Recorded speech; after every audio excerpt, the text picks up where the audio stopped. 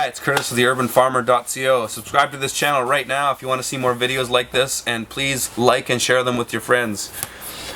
Today's question comes from Sam from Boulder, Colorado, and he's got a question about startup. And this is one of the best questions I've had anybody send me. He says, if you had to start over in a new city and were given a quarter acre to prove yourself and had all the tools provided, how would you start for the fastest turnaround if the barriers to entry weren't an issue? This is a great question.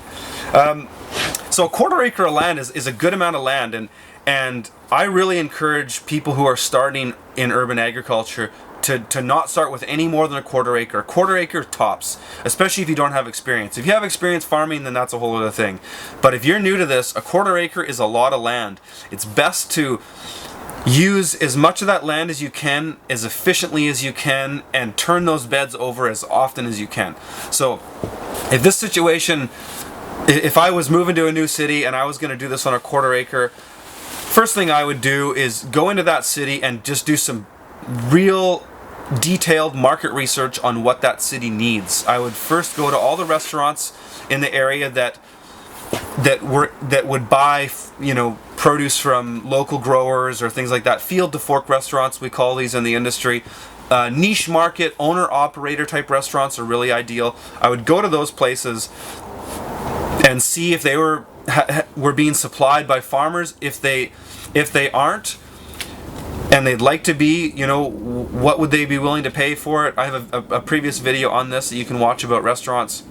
But get a sense of the restaurant scene and go from there. And then go to the farmer's market. Look around the farmer's market. What are other people growing? Is there a niche? Are there things that people aren't growing?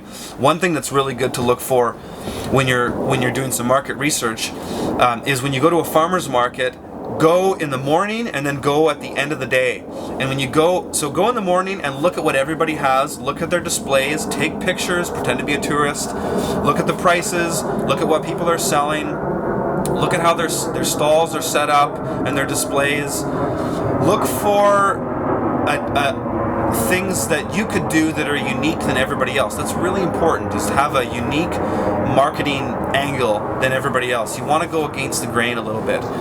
And so then go to that market at the end of the day, like say the last half hour of that market, and see what everybody has left over. If you've got time to give yourself to do this kind of thing, go in the spring, go in the summer, go in the fall, try to get a sense of what that farmer's market is like. You can even go on a website of some farmers markets, and some of them will have demographics of how many people, because they'll use it as a talking point or a bragging point.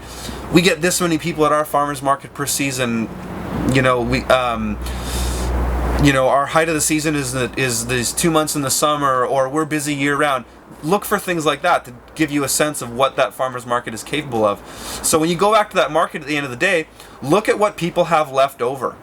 Especially if it's at like the high season or maybe the slower season. If you're going in the slower season, say it's in the spring, and you see everybody selling out, and there's all the tables are empty at the end of the day, that's a really good sign. That means that there's demand. That means that clearly there could be some more farmers there supplying stuff. But if you go at the end of the day and you see tons of stuff left over and people aren't selling out, well then that's sort of a red flag. Does this market need more farmers? Is there a niche in there? Look at the products that are left over. If you notice that everybody's sold out of greens really early in the day, well then maybe that says, hey, maybe there's a demand for greens here. Or any particular crop. It doesn't matter what it is. Look for those niches. So that's the first thing I do, is the market research. The next thing would be to find a piece of land, if you're doing a quarter acre, to be, maybe one location or a couple different locations. If you're going to be on a quarter acre and it's spread out with, 10 plots, that's not very ideal. That means your plots are really small. So look for a plot of land where you can be a little bit more centralized. Look for, as far as your network of plots, look to be centralized in the city. Look at what your needs are in the city. Like, how far is the farmer's market? How far are the restaurants that I want to sell to? How far do I live from this land? Can I farm on the land that I live on? Look at all those things. So that's really what I do, is the market research, then finding the optimal piece of land, and then going from there. And if there was a demand, if it was ideal for me, I would just go in and grow high value crops. Quick growing, high value crops. That's the best way to turn around. Don't forget about growing garlic, forget about growing winter squash, even tomatoes. Go in and grow the fastest turnover crops that have the quickest date to maturity so that you can turn them over multiple times. And with the way I farm, you can grow 50,000 or more on a quarter acre. I actually find the smaller the land base you go, the higher the dollar value per square foot you can make if you're growing quick growing crops that you can turn around constantly. So if that were an ideal scenario for me, that's what I would do. I hope that helps.